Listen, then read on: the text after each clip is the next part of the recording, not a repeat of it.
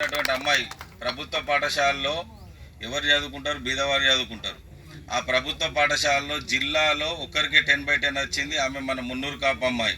ఆ అమ్మాయిని కూడా ప్రోత్సహించి రావడం జరిగింది. అక్కడికి వెళ్ళి మరి వెంటనే అక్కయ్య దగ్గరికి వెళ్ళి అక్కయ్య కార్యవర్గం వేసుకున్నాం.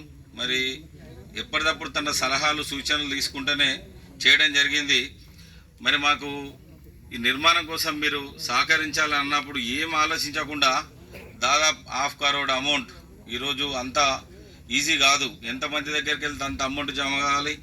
మరి ఆ విధంగా మమ్మల్ని ప్రోత్సహించినందుకు అక్కయ్య గారికి కృతజ్ఞతలు తెలియజేస్తూ, మరి తప్పకుండా మీరు ఏదైతే మా మీద నమ్మకంతో డెవలప్మెంట్ చేస్తామని ఈరోజు ఈ ఫండ్కి శంకుస్థాపన కార్యక్రమానికి వచ్చారో, సహాయ సహకారాలు అందించారో, మరి మీ ఆశలకు అనుగుణంగా మీరు ఆశీర్వదించినందుకు మమ్మల్ని తప్పకుండా సంఘానికి సహాయ సహకారాలు అందిస్తాం, డెవలప్మెంట్ దృష్ట్యా ప్రయత్నం చేస్తామని చెప్పేసి కోరుకుంటూ, మరి ఈనాటి మన ముఖ్య అతిథి మున్నూరు కాపు ముద్దుబిడ్డ, మొట్టమొదటి జగిత్యాల జిల్లా పరిషత్ దావసంత అక్కయ్య గారిని మాట్లాడాల్సిందిగా కోరుచున్నాము. అదేవిధంగా ఈనాటి మాకు ప్రతి కార్యక్రమాన్ని అందిస్తున్నటువంటి కూతురు పద్మ గారి, కౌన్సిలర్ గారి కుమారుడైనటువంటి శేఖర్ గారికి ప్రత్యేకమైనటువంటి కృతజ్ఞతలు తెలియజేస్తూ అక్కయ్య గారిని మాట్లాడాల్సిందిగా కోరుచున్నాం.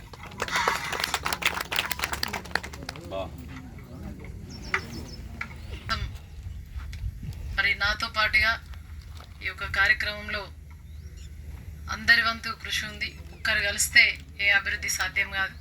మరి మీ అందరి సహకారంతో ఈనాడు మీ అందరి ముందట ఇంత గొప్పగా కులానికి చేసే అవకాశం లభించింది. మరి ఈనాటి కార్యక్రమ సభాధ్యక్షులు పెద్దలు, మొన్ననే జిల్లా అధ్యక్షులుగా ఎన్నుకోబడినటువంటి పుట్నాల రాజశేఖర్ గారు, అదేవిధంగా ప్రధాన కార్యదర్శి చిట్ల రమణ గారు, అదేవిధంగా మన ఎంపీపీ మహేష్ గారు, పెద్దల అరే అశోక్ కుమార్ గారు, మరి సౌళ్ళ భీమన్న గారు, మరి ఆనాడు మున్నూరు కుల సంఘానికి వారు కూడా ఈ యొక్క కష్ట నష్టాల్లో కూడా పాల్పంచుకున్నారు. అదేవిధంగా మాజీ ఎంపీపీ తిరుపతి పూర్ణిమ గారు, అదేవిధంగా ఎక్స్ జెడ్పీటీసీ బండ గారు, అడ్వకేట్ శ్రీరాములు గారు పెద్దలు, అదేవిధంగా గోవిందుల రాజన్న గారు, మరి ముఖ్యంగా మనందరం గుర్తుంచుకోవాల్సింది పుప్పాల రామచంద్రం గారిని మనం గుర్తు చేసుకోవాల్సిన అవసరం ఉంది. ఎందుకంటే వారు కులం కోసం చాలా కృషి చేయడం జరిగింది.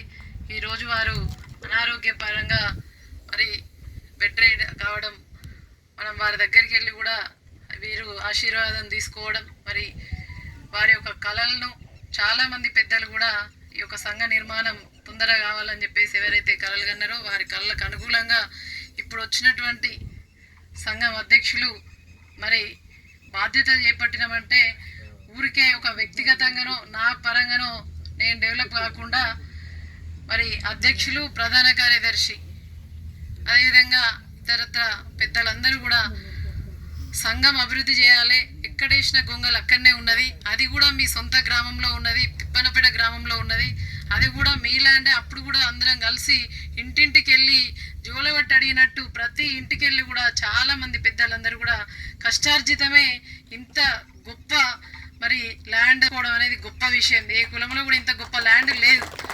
ఇంత రోడ్డు సౌకర్యం, రోడ్డుకు ఇంత పెద్ద ల్యాండ్ కూడా సంపాదించుకోవడంలో చాలామంది పాత్ర ఉంది. దీనికి చాలామంది డోనర్స్ కూడా అప్పుడు 1,50,000 చాలామంది ఇవ్వడం జరిగింది. కాకపోతే దీన్ని అభివృద్ధి చేయడంలో వెనుకబడ్డారు తప్ప అప్పటి ఫౌండర్స్ అందరూ కూడా మరి ముందున్నారు. మరి ఏదైతే ఇది మా స్వగ్రామం, సొంత గ్రామం కాబట్టి ఇక్కడ జిల్లా సంఘం ఉండడం నిజంగా కూడా సంతోషదాయకం. మరి నేను జిల్లా పరిషత్ చైర్మన్గా ఉన్న పదవి కాలంలో July 5th అయితే పదవి మాత్రమే విరమణ అవుతుంది, కానీ ఒక మున్నూరు కాపు బిడ్డ కులంకి ఏం చేసింది అని చెప్పేసి ఎవరు అడగాల్సిన అవసరం లేదు.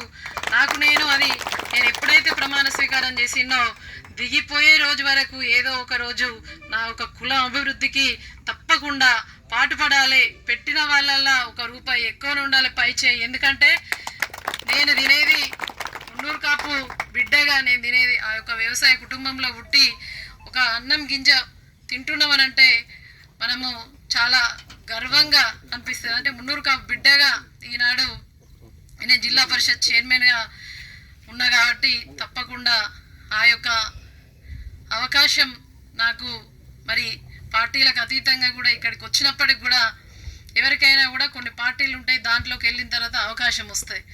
అవకాశం వచ్చిన దాన్ని మరి ఏ విధంగా సద్వినియోగం చేసుకుంటాం అనేది అది మనపై ఆధారపడి ఉంటుంది. ఆ విధంగా ఇవాళ కేసీఆర్ గారి నాయకత్వంలో తెలంగాణ రాష్ట్రం సిద్ధించిన తర్వాత మరి ఆనాడు ఉద్యమంలో దావ సురేష్ గారు మా హస్బెండ్ మరి ఉద్యమంలో పనిచేస్తూ ఉంటే మరి గుర్తించి ఒక మహిళా రిజర్వేషన్ వస్తే నేను ఒక మున్నూరు కాపు బిడ్డగా ఈడుండంటే రూరల్ మండలంలో కూడా చాలామంది మన మున్నూరు కాపు కుల బాంధవులు మన కుటుంబ సభ్యులు ఉన్నారు. ఎవరివైనా కూడా ఫలానా వాళ్ళ బిడ్డ మన మున్నూరు కాపు బిడ్డ అని చెప్పేసి చాలా సంతోషంగా వాళ్ళందరూ కూడా ఓట్లన్నీ ఎక్కడ గుద్దిరంటే మరి ఒక మున్నూరు కాపు బిడ్డకే వాళ్ళు ఓటు వేసిరంటే ఈనాడు ఇట్లా మాట్లాడుతున్నా అంటే మన వాళ్ళ పాత్ర కూడా ఉన్నది. మరి కేసీఆర్ గారి నాయకత్వంలో పార్టీ ఏదైనా కూడా కవితక్క గారు నన్ను ఆశీర్వదిస్తేనే, అసలు నేను జడ్పీటీసీ అయితే అనుకోలేదు, జిల్లా పరిషత్ చైర్మన్ కూడా అవుతా అని అస్సలు అనుకోలేదు నేను. ఎందుకంటే పిల్లలు చిన్నవాళ్ళు, మా అమ్మ అప్పుడే చనిపోయింది, ఎక్కడ కూడా ఆలోచన లేదు. ఒక గంట ముందు నేను నామినేషన్ ఇచ్చిన, అంతే, గంటకే ముందు అయిపోతుంది అనగా. సో అవకాశం ఆ విధంగా భగవంతుడు ఇచ్చిన అవకాశం, పార్టీ ఇచ్చిన అవకాశం, కవితక్క గారు ఇచ్చిన అవకాశం, ఎవరో ఇక్కడున్న శాసనసభ్యులు అందరి అవకాశంతో ఇచ్చిన అవకాశాన్ని ఇవాళ మన కుల సంఘం అభివృద్ధికి నా వంతు నిధులు తీసుకురావడమే ఇప్పటితోటే నా బాధ్యత తీరిపోయింది అనుకోకుండా ఇంకా కూడా పదవి ఉన్నా లేకున్నా